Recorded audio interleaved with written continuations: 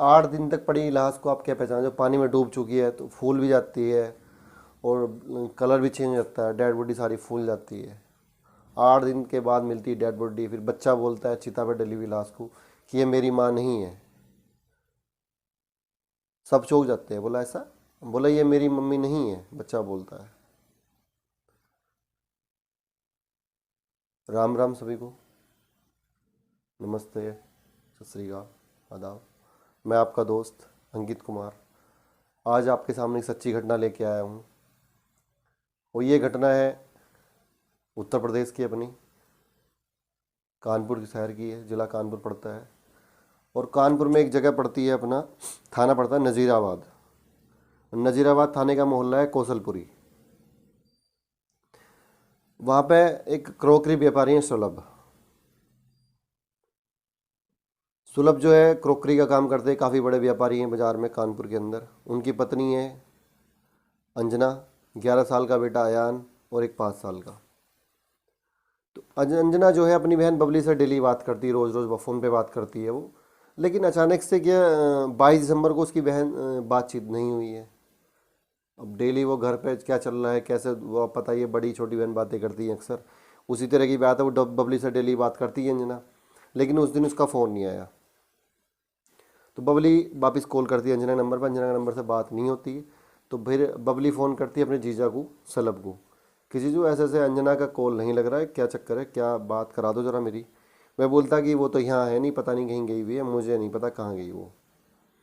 अंजना का और सुलभ का जो है 2008 में शादी हुआ था और लव मैरिज हुआ था दोनों का। इस चक्कर में दोनों के परिवार नाराज़ थे, लेकिन धीरे धीरे क्लोज आना स्टार्ट हुए थे, लेकिन अभी पूरा रिलेशन नहीं बन पाया था। बात को बनते हुए 2 दिन हो गए, कोई पता नहीं लगा। बबली सीधा नज़ीराबाद थाने आती है, उसकी बहन छोटी वाली जिससे वो बात करती थी अंजना, और थाने में आकर रिपोर्ट देती है कि ऐसे ऐसे मेरी बहन है, और 2 दिन हो गए उसको कोई पता नहीं, ना उसका फ़ोन है ना उसका घर वाला कोई ठीक ठाक जवाब दे रहा है। घर पे बच्चे परेशान है कि पापा मम्मी कहाँ है।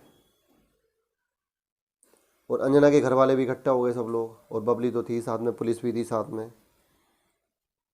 पब्लिक ने थाने का घेराव करा कि भाई वो कहाँ है, उसका पता लगाओ, लेकिन कोई पता नहीं लग पा रहा था। और सैलब कभी इधर की बातें कभी उधर की बातें, नई नई चीज़ें बता रहा था वो, कोई जो सही जवाब था पुलिस को नहीं दे पा रहा था। पुलिस ने उसमें 28 दिसंबर को पुलिस ने मुकदमा दर्ज कर लिया गुमशुदगी का, कि अंजना गुमशुद हो गई, और उसका रिपोर्ट दर्ज कर ली। पुलिस भी क्या धीरे धीरे टाल रही थी बात, कि भाई चलो पता लग जाएगा, ऐसी वो है, ये है वो है। और 7 जनवरी को धीरे धीरे बात टलती रही, कोई मतलब सही तरह से कोई जानकारी नहीं मिल पा रही थी।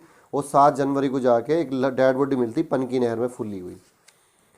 पुलिस बुलाती है बबली को कि भाई शिनाख्त कर लो। वो बोलती है हाँ मेरी बहन है ये तो। और उसका पति जो सलब, उसको पुलिस अरेस्ट कर लेती है उसके मर्डर के जुर्म में। फॉरेंसिक जांच होती है, जांच में पता लगता है जो सलब के पास एक गाड़ी है कार मारुति, उसमें कहीं ना कहीं ब्लड के धब्बे मिलते हैं।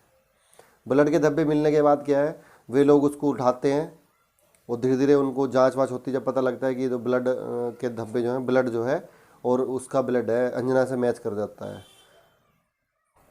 फिर मारपीट होती है, पुलिस पता करती है, दवा बनाती है सलब पे। सलब बताता है कि इस दिन रात को मेरा चचेरा भाई घर पर आया था सौरभ। तो बच्चे सौरभ से बोल रहे कि कोल्ड ड्रिंक पिला दो अंकल। वो मम्मी से बोल रहे थे, वो मम्मी उसकी डांट रही, भाई नज़ला जुकाम चल रहा है, जाड़े का सीजन चल रहा है, अभी मत पियो। उसका देवर जो उसको कोल्ड ड्रिंक पिला के लाता है बच्चे को, और बच्चा घर पे आके छींकने लगता है। इस चक्कर में क्या अंजना गुस्सा हो जाती है, वो बच्चे को पीट देती है और सलब से लड़ाई करने लगती है अपने पति से। लड़ाई करने के बाद दोनों मारपीट हो जाता है, सलब उसको मारता है, वो अपने पति को मारती है। इसी मारपीट में कहीं ना कहीं सलब को ज़्यादा गुस्सा आता है और वो उसको डंडा उठा के मार देता है सिर में। इससे अंजना वहीं हाथों हाथ मर जाती है। वह चचेरे भाई देखता है कि तो मर गई।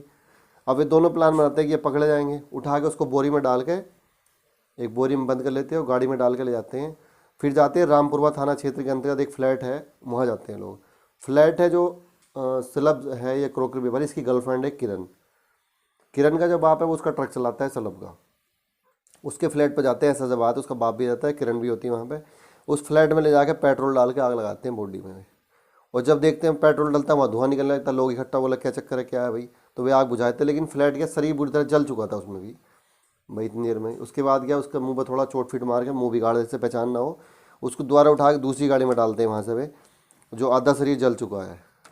और वहाँ पे 4 लोग अभी मौजूद है। सौरभ जो सलब का चचेरा भाई, सलब, और किरण का बाप जो ट्रक ड्राइवर है रामदयाल, चारों वहाँ से लाश का मुंह खराब करने के बाद उसको उठा गाड़ी में डाल लेते हैं और पांडु नदी जो पड़ती है वहाँ से 50 किलोमीटर वहाँ ले जाकर डेड बॉडी को डाल के जाते हैं। जब लाश का फोरेंसिक रिपोर्ट जब आती है अंतिम संस्कार के लिए, तो लेकिन अब रिपोर्ट आई नहीं थी फोरेंसिक, तो उसकी जो डेड बॉडी मिली उसका अंतिम संस्कार हो तो उसके बच्चे बुलाते हैं, बड़े वाले लड़के अयान को, कि भाई वो तो जेल में है, उसको तो घर वाले तैयार नहीं उससे अंतिम संस्कार के लिए, तो बच्चे से अंतिम संस्कार जो अंतिम चिता मुखाग्नि दी जाती है उसके लिए बुलाया गया। बच्चा देख के बोला कि ये मेरी मम्मी नहीं है। बच्चा मना कर देता कि मेरी माँ तो है ही नहीं है। सब लोग बोलते बेटा नहीं तेरी मम्मी है, ऐसी कोई बात नहीं, वो लेकिन सोचते कि बच्चा है भाई डर रहा है, ये मान लो, तो इसलिए थोड़ा दबाव बना के जबरदस्ती लेकिन अंतिम संस्कार कर देते हैं। लेकिन वो जो लाश मिली थी वो मिली थी पनकी नहर में, और डेड बॉडी डाली गई थी वहाँ से 50 किलोमीटर दूर पांडु नहर में। तो कहीं ना कहीं पुलिस के दिमाग में लापरवाही देखो पुलिस की, और जो मतलब कि 50 किलोमीटर का डिस्टेंस है कि वहाँ से बॉडी यहाँ पे कैसे आ गई इस नहर में, वो दूसरी नहर में डाली गई, यहाँ दूसरी नहर थी।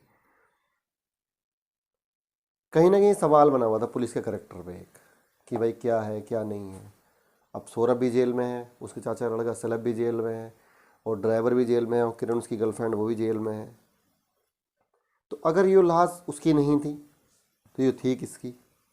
वो डाला गया पांडु नदी में, ये निकली पनामा इसमें पनकी नहर में। तो कहीं ना कहीं पुलिस के करेक्टर में सवाल उठते हैं यहाँ पे। अब जो भी है अभी डीएनए जांच के लिए जा रखा है, डीएनए का जो रिपोर्ट है थोड़ा लेट आता है। पुलिस ने चारों को अरेस्ट करके जेल में डाल दिया है, बच्चे को उसके मामा परिवार के साथ छोड़ दिया गया है। तो मेरा कहने का मतलब ये आपको डराना या धमकाना नहीं है, इस कहानी से आपको डराने का मेरा आज से कुछ इस तरह का है। मेरा मतलब यही है कि भाई घर में रहो, पति पत्नी झगड़े सब में होते हैं, लेकिन इसका मतलब ये नहीं कि तुम किसी की जान ले लो या किसी के साथ ऐसी दुर्घटना घट जाए कि वो ज़िंदगी भर पछताता रहे। लड़ाई झगड़ा घर परिवार में होता है, हर मोहल्ले में होता है, लेकिन उसका मतलब ये नहीं होता कि आप किसी को जान से मार दो। हमेशा खुश रहो, बच्चों में खुश रहो, अपने परिवार में खुश रहो।